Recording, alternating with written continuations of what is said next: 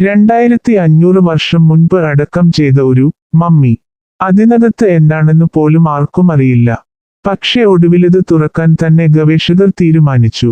അതും രാത്രിയിൽ, ലൈവ് ആയി.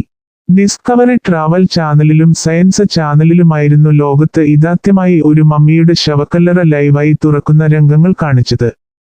ഏപ്രിൽ 7 സംഭവം. ഇതിന്റെ ഫലമായി ഈജിപ്തിൽ പല രാഷ്ട്രീയ സമരങ്ങൾക്കും തുടക്കം കുറിച്ചു.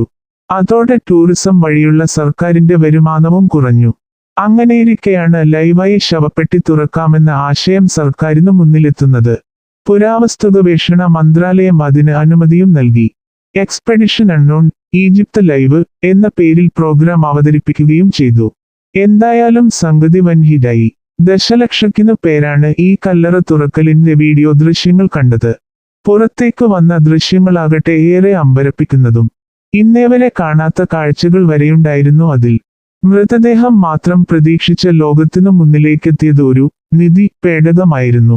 ഈജിപ്തിൽ ഒട്ടേറെയിടങ്ങളിൽ നിന്നു പേടകങ്ങള് കുഴിച്ചെടുത്തിട്ടുണ്ട് ഗവേഷകർ. ഓരോ ഇടത്തിനും ഓരോ പേരും നൽകിയിട്ടുണ്ട്.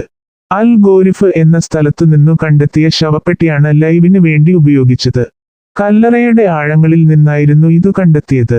അതിസൂക്ഷ്മമായി മുദ്രവച്ച നിലയിലായിരുന്നു ശവപ്പെട്ടി. ഇതിന്റെ കവചത്തിനാകട്ടെ അസാധാരണമായ ഭാരവും. പലതരത്തിലുള്ള കൊത്തുപണികളും കവചത്തിലെ കല്ലിൽ നടത്തിയിരുന്നു. ഇത് ഉയർത്തിമാറ്റിയതോടെ കണ്ടത് ലിനൻ തുണിയിൽ പൊതിഞ്ഞ മമ്മിയുടെ മൃതദേഹം. അതാകട്ടെ കാര്യമായ കേടുപാടുകളൊന്നും സംഭവിക്കാത്ത നിലയിലും. പെട്ടിക്കകത്ത് നിറയെ സ്വർണം കൊണ്ടുള്ള കരകൗശല വസ്തുക്കളും മറ്റ് അമൂല്യ വസ്തുക്കളുമായിരുന്നു. മമ്മിയോട് ചേർന്നു തന്നെ സ്വർണത്തിൽ പൊതിഞ്ഞ ഒരു ദൈവരൂപവും ഒരു വണ്ടിന്റെ പ്രതിമയും ഉണ്ടായിരുന്നു. ഏറെ പ്രാധാന്യത്തോടെയായിരുന്നു ഈ ശവപ്പെട്ടി കല്ലറയിൽ സൂക്ഷിച്ചിരുന്നത്. പുരാതന ഈജിപ്തിലെ മാന്ത്രിക വിദ്യകളുടെ ദൈവമായ തോത്തിനെ ആരാധിച്ചിരുന്ന പുരോഹിതന്റേതാകാം മമ്മി എന്നാണ് കരുതുന്നത്. ഈജിപ്തിലെ 26ാം രാജവംശത്തിന്റെ കാലത്തായിരിക്കാം ജീവിച്ചിരുന്നതെന്നും കരുതുന്നു. പുരോഹിതന്റെ കുടുംബത്തിലെ മറ്റ് അംഗങ്ങളുടെ ശവപ്പെട്ടികൾ നേരത്തെ തന്നെ തുറന്നിരുന്നു. 2 മമ്മികളും ഒരു വളർത്തു നായയുടെ മമ്മിയുമാണ് അന്നു ലഭിച്ചത്. മമ്മികളിലോ ഇന്ന് ഒരു യുവതിയുടേതായിരുന്നു. അലങ്കാരപ്പണികൾ നടത്തിയ മുഖംമൂടിയും മുത്തുകളുമെല്ലാം നിറഞ്ഞതായിരുന്നു യുവതിയുടെ മമ്മി.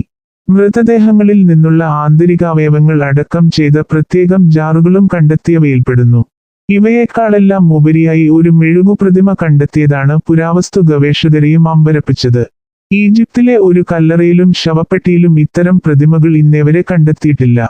ഇർഹ്റു എന്ന ഉന്നത പുരോഹിതന്റെ പ്രതിമയാണിതെന്നാണ് നിഗമനം.